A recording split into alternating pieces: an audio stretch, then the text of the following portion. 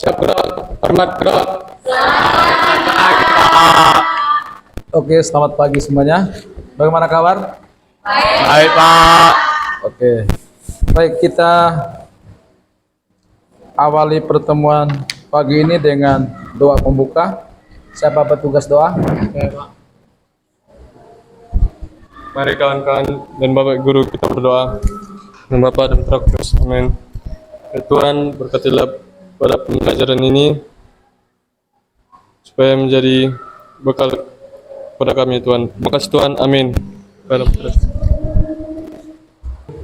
Baik, pertemuan kita pada kali ini adalah kita akan membahas soal proyek penguatan belajar Pancasila atau sering disebut dengan P5 ya. Bahwa ini memang sudah dilaksanakan oleh sekolah kita SMA Santo Yosef. Nah, tahu kan profil pelajar Pancasila? Tahu ya. Nah, berikut ini misalnya profil pelajar Pancasila itu terdiri dari enam dimensi. Yang pertama, beriman, bertakwa kepada Tuhan Yang Maha Esa dan berakhlak mulia. Kemudian yang kedua, mandiri.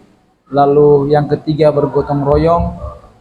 Keempat, berkebinekaan global. Kelima, bernalar kritis. Dan yang terakhir adalah kreatif. Oke, untuk ke P5 kali ini kita membahas tema yaitu bangunlah jiwa dan raganya. Topik yang kita angkat adalah anti perundungan dan kekerasan.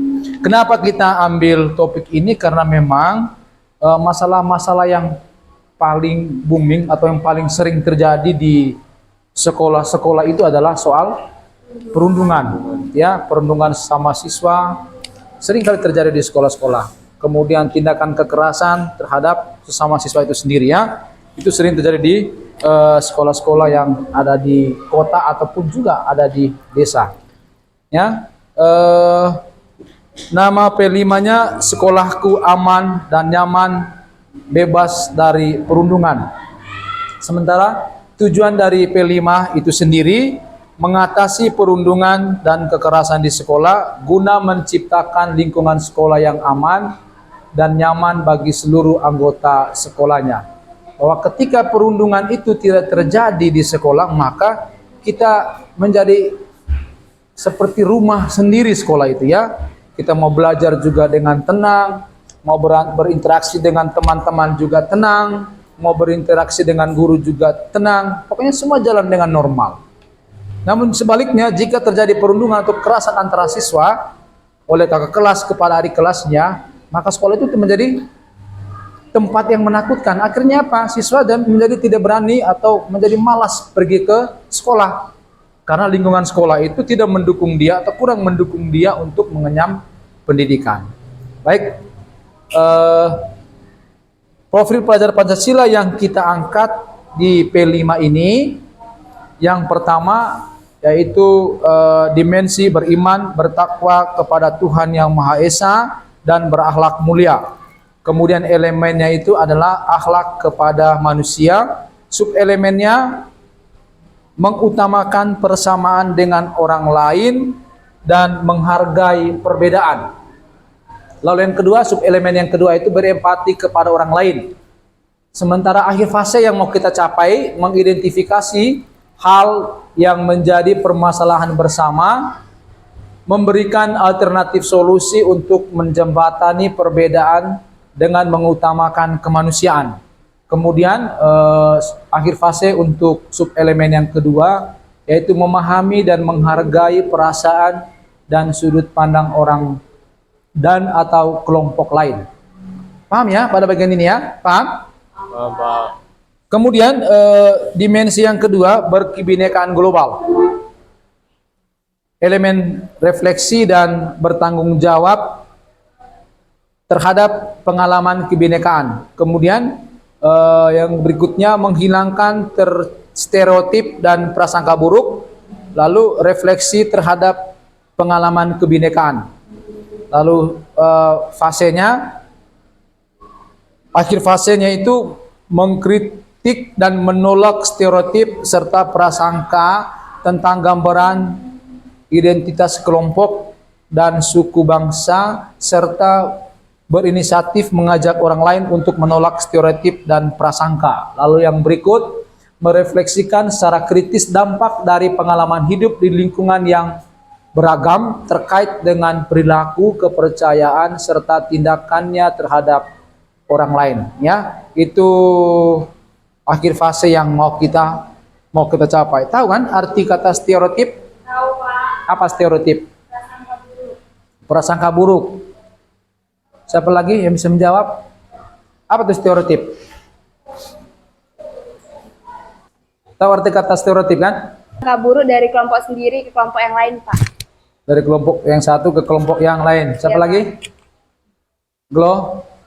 Stereotip itu adalah penilaian dari kelompok yang satu ke kelompok yang lain, atau penilaian antar kelompok lah. Oke, penilaian dari kelompok satu kepada kelompok lain. Oke, ada lagi? Siapa yang bisa beri contoh? Oke, Tere. Contoh stereotip itu seperti apa? Contohnya, Pak, dia mengatakan kalau orang Batak itu kasar. Terus satu lagi contohnya, orang Jawa itu lembut-lembut. Padahal sementara orang Batak ada juga yang lembut, Iya. gitu ya. Oke, baik, kita lanjut. Tema yang pertama, sekolahku aman dan nyaman, bebas dari perundungan. Nah, tujuan dari tema ini ialah mengidentifikasi perundungan dan kekerasan yang ada dalam masyarakat. Kita akan melihat apa-apa saja bentuk perundungan dan kekerasan yang terjadi di lingkungan masyarakat secara umum ya, termasuk juga nanti itu di sekolah. Kemudian setelah kita mengidentifikasi, lalu menganalisis hubungan sebab akibat dari perundungan dan kekerasan yang terjadi dalam masyarakat. Lalu yang ketiga, kita menganalisis strategi pencegahan dan tindakan terhadap perundungan dan kekerasan yang ada dalam masyarakat. Nah, sebelum kita lanjut, saya beri pertanyaan ini sama kalian. Apa itu perundungan dan kekerasan? Silakan, Siska. Perundungan itu tindakan kekerasan yang dilakukan oleh satu kelompok ke kelompok lainnya yang lebih rendah, Pak. Tindakan yang dilakukan oleh satu kelompok yang kuat terhadap kelompok yang lemah. Oke, terima kasih. Siapa lagi? Jadi perundungan itu adalah tindakan atau perbuatan baik secara verbal maupun fisik yang dilakukan oleh suatu individu terhadap individu lain yang mungkin dianggap lemah. Oh, tindakan dilakukan secara verbal ataupun fisik yang dilakukan oleh satu individu terhadap individu lain. Ada lagi? Baik, kita lanjut. Kita akan melihat bagaimana bentuk perundungan dan kekerasan yang terjadi di lingkungan masyarakat dalam video berikut ya. Kita akan lihat video ini. Sambil melihat video ini, kalian mengisi LKPD yang saya bagikan ya. Boleh buat kelompok dulu. Sambil menyaksikan video itu, ini ya, isikan LKPD-nya ya. Baik, perhatikan ke depan videonya.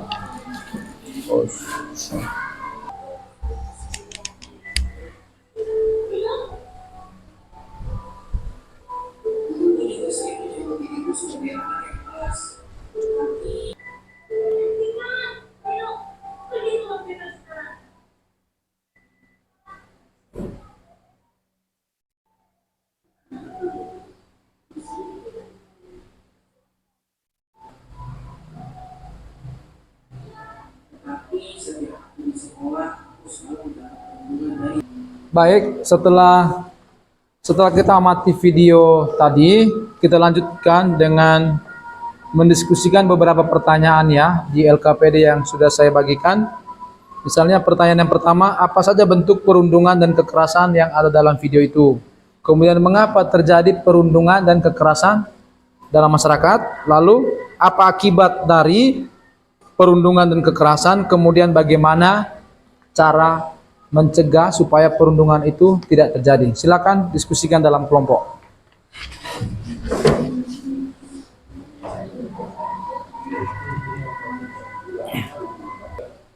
Oke, kita dengarkan dari kelompok Rafael. Silakan Rafael. Baik teman-teman, kami akan mempresentasikan hasil diskusi kami. Bentuk perundungan dan kekerasan dalam tayangan video ini, Rino dibully dengan cara mengejek bahwa ia hitam, bodoh, miskin, atau perundungan verbal. Rino dikucilkan oleh teman-temannya. Perundungan itu disebut perundungan sosial.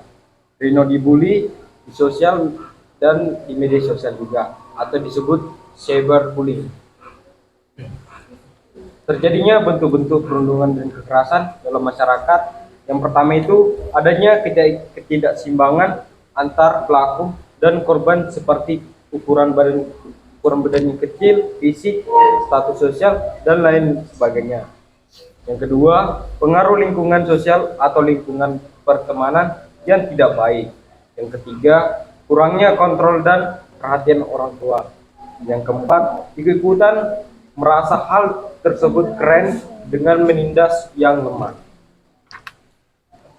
Baik, silakan. Kalau ada pertanyaan dari kelompok lain, silakan bertanya ke kelompok si Rafael. Ada pertanyaan? Ignatius, ada pertanyaan? Beata? Silakan. Ada pertanyaan? Tidak ada. Sudah lengkap. Baik, tepuk tangan untuk kelompok si Rafael. Kita lanjut ke kelompok berikut.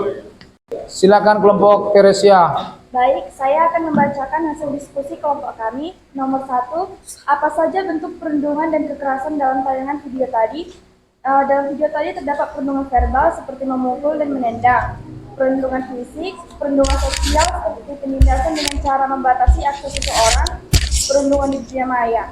Yang kedua, mengapa terjadi bentuk-bentuk perundungan dan kekerasan dalam masyarakat? Yang pertama, ketidakseimbangan kekuatan, yaitu adanya ketidakseimbangan antara pelaku dengan korban.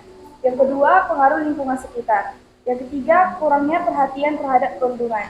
Yang ketiga, apa akibat dari terjadi bentuk-bentuk perundungan dan kekerasan dalam masyarakat? Yang pertama, dampak pada kesehatan mental, yaitu korban perundungan dapat mengalami masalah kesehatan mental. Yang kedua, pengaruh atau memengaruhi prestasi akademik, yaitu perundungan dapat mempengaruhi prestasi hingga putus sekolah. Yang ketiga, kurangnya perhatian terhadap perundungan dapat memperkuat perilaku perundungan di masyarakat. Nomor keempat, bagaimana pencegahan dan penindakan terhadap tindakan perundungan dan kekerasan di masyarakat? Pencegahannya yaitu yang pertama, peningkatan pengawasan, yaitu Kementerian Agama dan Kementerian Pendidikan perlu meningkatkan pengawasan dan pencegahan terhadap kekerasan di lingkungan sekolah. Yang kedua, pendidikan dan sosialisasi, yaitu memberikan pendidikan untuk pencegahan kekerasan. Yang ketiga, peran orang tua, yaitu orang tua perlu lebih optimal dalam menyaring konten yang ditonton anak-anak. Yang keempat, penindakan, yaitu pengaduan dan penanganan, yaitu menyediakan tempat pelaporan dan penanganan terhadap tindak kekerasan. Yang kedua, pendekatan hukum, yaitu menyediakan peraturan legal mengenai tindak kekerasan. Yang ketiga, pengawasan dan pemulihan, yaitu melakukan pengawasan terhadap pelaksanaan setiap tahapan penanganan kasus kekerasan. Demikian presentasi dari kelompok kami. Terima kasih. Ada pertanyaan? Baik, saya akan bertanya kepada kelompok 1, apa cara yang paling efektif yang harus dilakukan orang tua dalam mengontrol atau mengawasi anaknya agar anaknya itu tidak melakukan perundungan kepada teman-teman yang lain? Terima kasih. Jadi, saya akan menjawab pertanyaan dari Setia. Apa tindakan yang bisa dilakukan oleh orang tua untuk mencegah perundungan bagi anaknya? Nah, yang pertama itu mungkin orang tua itu bisa menjadi teman atau sahabat bagi anaknya, sehingga anaknya itu kayak nggak sungkan atau malu untuk curhat apa yang dia rasakan. Terus mungkin orang tua bisa mengajak anaknya kayak refreshing atau lebih dekat seperti itu. Apa ada yang kurang? Cukup? Baik, terima kasih Gloria. Baik, kita beri tepuk tangan untuk kelompok Gloria.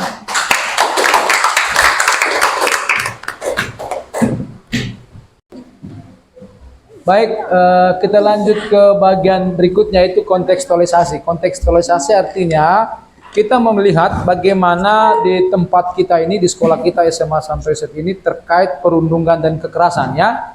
Kita akan menggali permasalahan yang berkaitan dengan perundungan dan kekerasan di lingkungan sekolah kita sendiri, gitu ya. Tujuannya itu adalah mengidentifikasi jenis-jenis perundungan dan kekerasan di lingkungan sekolah di tempat kita ini. Apa saja bentuk perundungan dan kekerasan yang pernah terjadi di sini ya. Kemudian yang kedua, menganalisis faktor-faktor penyebab perundungan dan kekerasan yang sudah kita temukan tadi. Lalu yang ketiga, menelaah dampak-dampak yang timbul oleh perundungan dan kekerasan di sekolah ini. Apa dampak yang terjadi? Kemudian menganalisis metode-metode pencegahan dan penanggulangan tindakan perundungan dan kekerasan di sekolah, supaya tidak terulang lagi kejadian yang sama. Kira-kira gitu ya. Kita mencegah sebelum terjadi, kalau sudah terjadi bagaimana penyelesaiannya. Lalu itu yang kelima, merumuskan strategi pencegahan dan penanganan tindakan. Kalau sudah terjadi, apa yang harus kita lakukan? Jadi teman-teman, itu juga yang kita diskusikan dalam kelompok ya. Kita buat dalam kelompok bagian ini. Coba kalian diskusikan, kalian amati seperti apa bentuk-bentuk perundungan dan kekerasan yang terjadi di sekolah kita ini. Oke? Nah, ini apanya? Lembar kerjanya.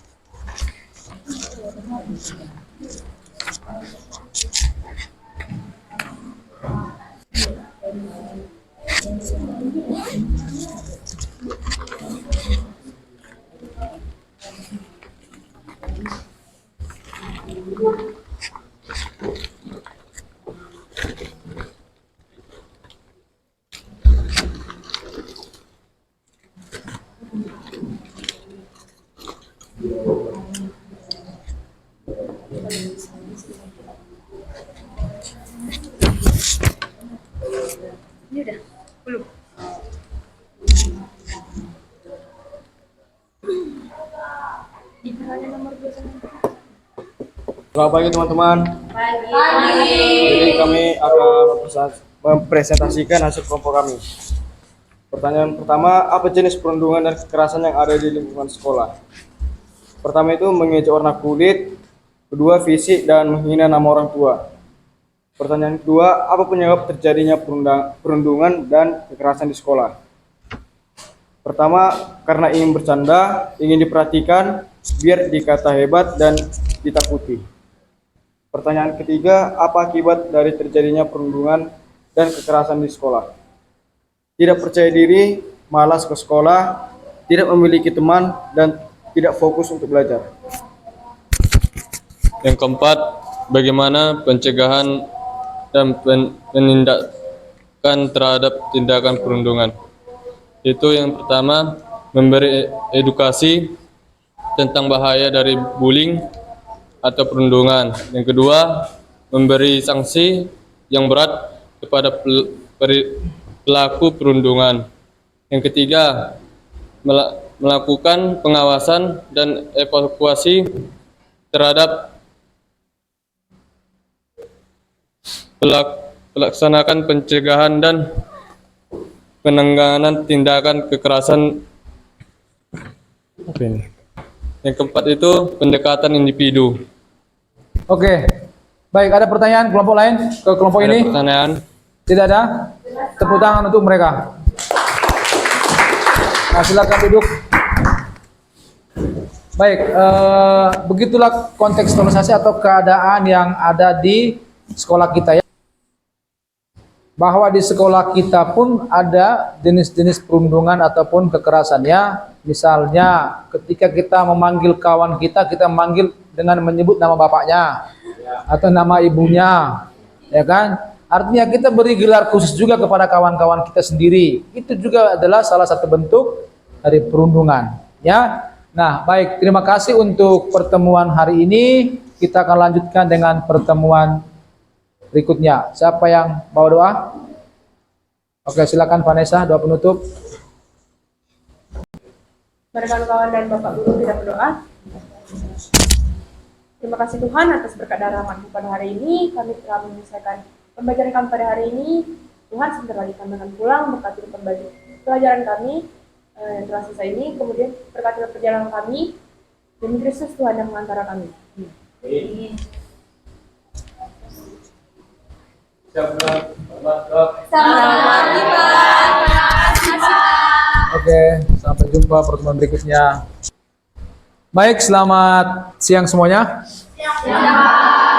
Kita lanjut lagi dengan pertemuan yang kedua, yaitu di bagian aksi ya. Pada bagian kedua ini kita akan membuat aksi nyata yang perlu kita lakukan untuk mengatasi perundungan yang terjadi di sekolah. Melaksanakan tindakan pencegahan perundungan dan kekerasan di lingkungan sekolah. Tujuannya itu yang pertama, merencanakan kegiatan untuk mencegah dan menangani perundungan serta kekerasan di lingkungan sekolah. Kemudian yang kedua, melakukan kegiatan pencegahan dan penanganan perundungan serta kekerasan di sekolah. Yang ketiga, membuat infografis mengenai pencegahan dan penanganan tindakan perundungan dan kekerasan di sekolah. Lalu yang keempat, menyelenggarakan pameran hasil proyek pencegahan dan penanganan perundungan serta kekerasan di sekolah, menampilkan produk yang dihasilkan. Artinya kita buat karya, buat tindakan, entah itu dalam bentuk poster atau video nanti, bagaimana cara kita supaya tidak terjadi kekerasan ataupun perundungan di sekolah kita ini. Setelah kalian membuat videonya, lalu nanti kita publishkan di media sosial sekolah ataupun di media sosial masing-masing ya, entah itu di Facebook, di Instagram ataupun di status WhatsApp-nya. Paham ya? Paham ya? Jadi sekarang yang mau kita buat adalah coba buat sesuatu, entah itu poster ataupun video ya. Bisa ya? Nah, silakan coba buat dulu dalam bentuk video di kelompok masing-masing.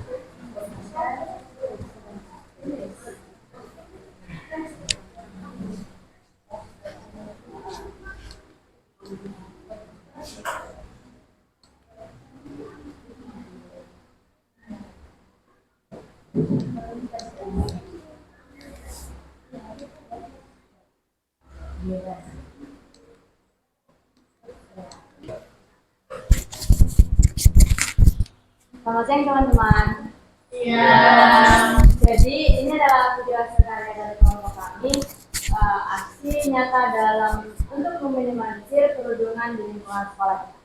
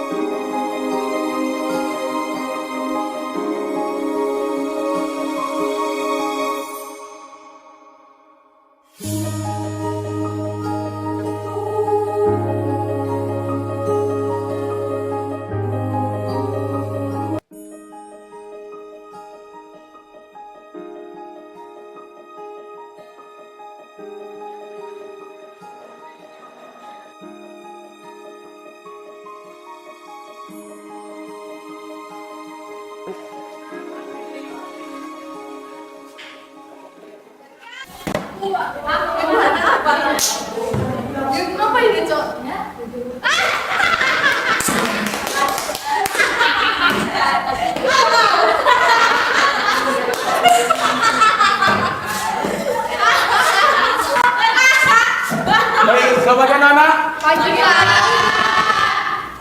Kali ini kita kedatangan siswa baru. Masuk, Nak. Perkenalkan dirinya, Nak, kepada teman-teman. Halo semua, perkenalkan nama saya Arlan Surianto.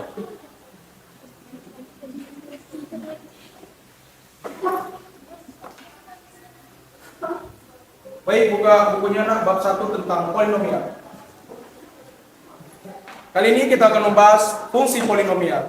Fungsi polinomial yaitu suku banyak derajat n dalam variabel x adalah fungsi dari x.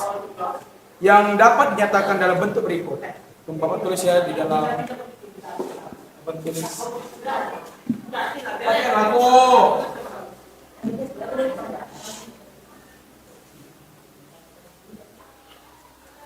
Kali ini Bapak akan menjelaskan tentang fungsi polinomial. Fungsi polinomial itu suku banyak derajat n dalam variabel x adalah fungsi x yang dapat dinyatakan dalam bentuk berikut. Kali ini Bapak bakal menjelaskan contohnya. Seni musik adalah sebuah cabang seni yang lebih fokus mengutamakan penggunaan harmoni, melodi, irama, dan tempo. Nah, waktu itu sudah jelas, sudah main terus semuanya.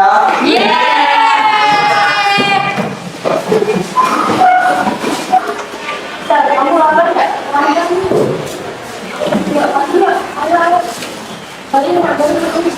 Nggak tahu. Kenalin, aku Tio. Kenalin, Branda. Kita mau ke kantin lagi nggak? Gua bekal ini, sorry lah ya. Oke, kami duluan ya. Ya. Dadah. Oke.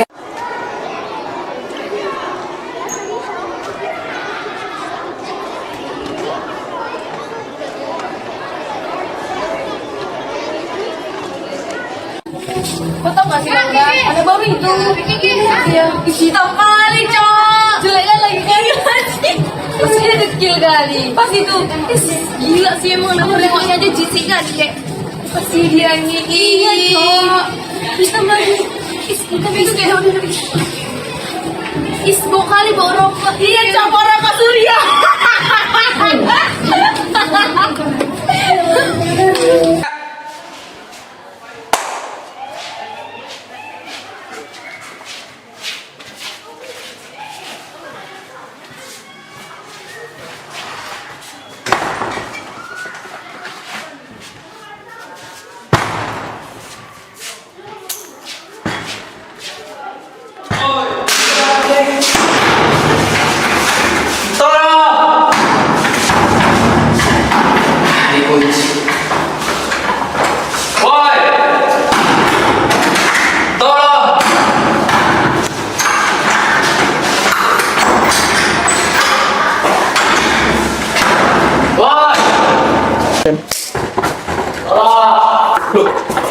Siapa nih kamar mandi ini? Kunci.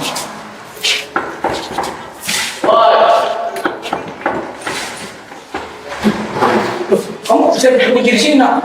Tahu Pak, mungkin ada yang kunci tadi. Siapa kira-kira pelakunya? Tahu saya Pak. Oh, benar, nanti Bapak cek nanti lagi ya. Oke Pak.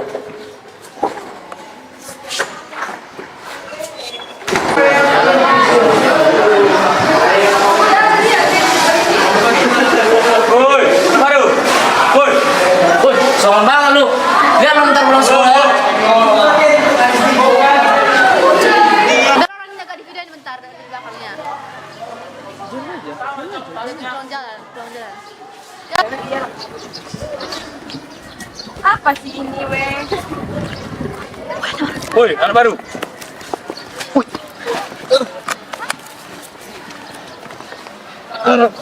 Ingat nggak sih fisika yang pertama? Iya, anak-anak kok gitu. Menor kamu akan teh. Oh iya. Kita bentar lagi bilangan loh, Set.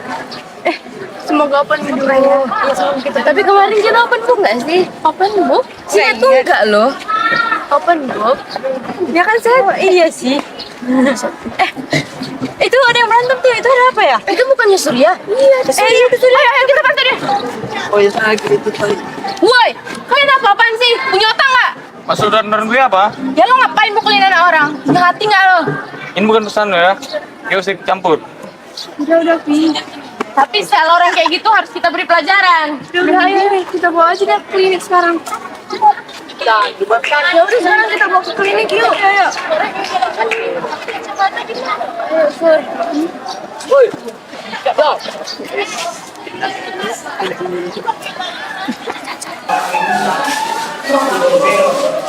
Pembina. Ngajar.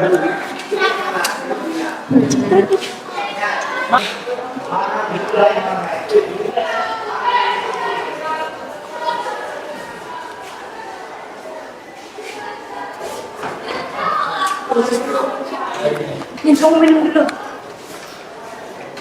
Kamu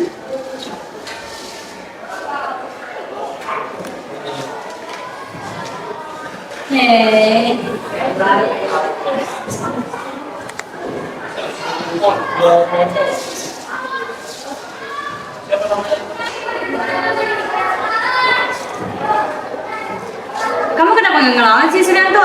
Mau aja dipukulin kayak gitu. Bener tuh, harusnya kamu lawan aja balik. Udah, kalian jangan bikin dia makin tertekan dong. Terima kasih udah nolongin aku. Tapi kejadian gini nggak boleh. Nanti mereka bakalan mukulin kamu terus. Kalau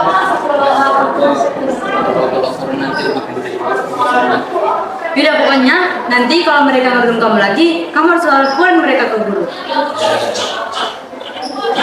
Ingat ya. Oh, aku pulang.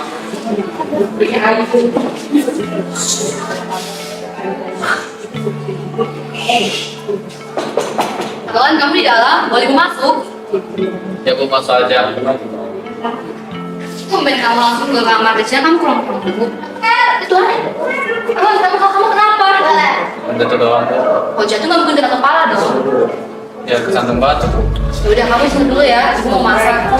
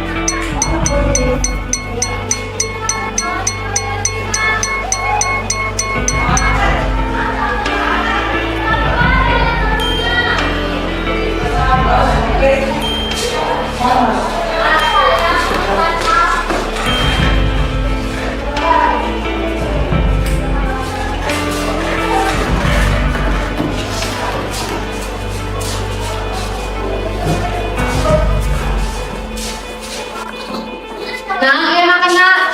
Oh ya, Bu, nyusul.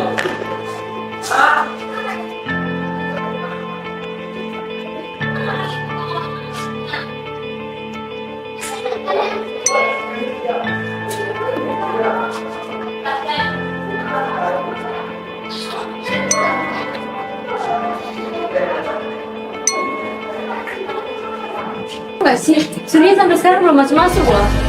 Iya ya? Mungkin dia masih tertekan karena dibeli itu. Ayo kita laporin sama bapak aja. Iya, ayolah. Ayo. Siapa tuh, Mas?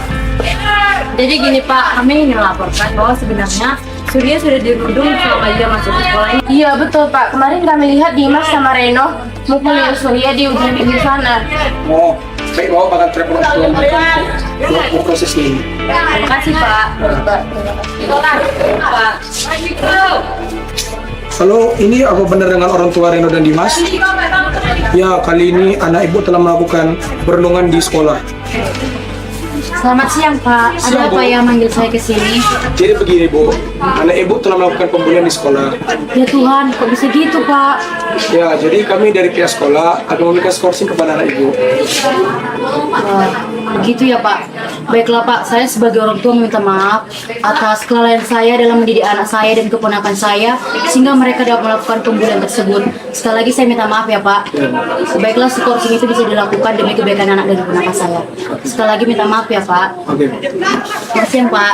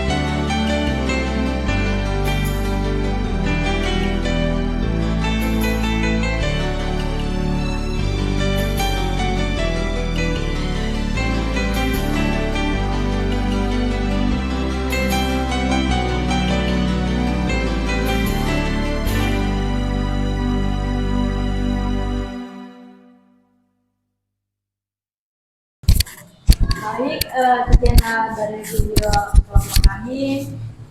Terima kasih. Baik, tepuk tangan untuk kelompok ini. Oke, selamat pagi semuanya. Pagi.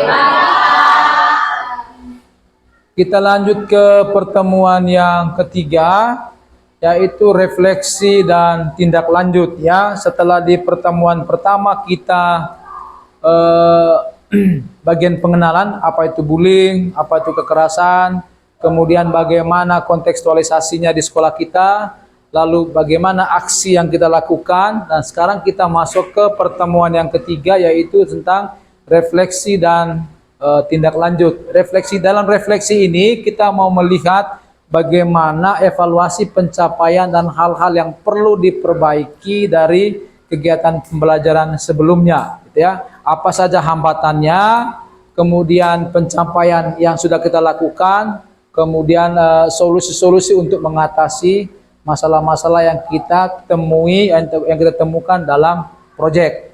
Nah, setelah itu di bagian ketiga kita akan masuk ke tindak lanjutnya. Tindak lanjutnya itu pasti apa yang menjadi hasil karya kita itu kita publikasikan. Ya, sebagaimana yang Bapak katakan di pertemuan sebelumnya, kita publikasikan di media sosial masing-masing. Kemudian tag ke media sosial sekolah, ya, itu cara mempublikasikannya untuk mengurangi atau menanggulangi tindakan bullying ataupun kekerasan di sekolah kita. Oke, kita masuk refleksi dulu ya. Isi refleksinya, refleksi dari kegiatan kita ini.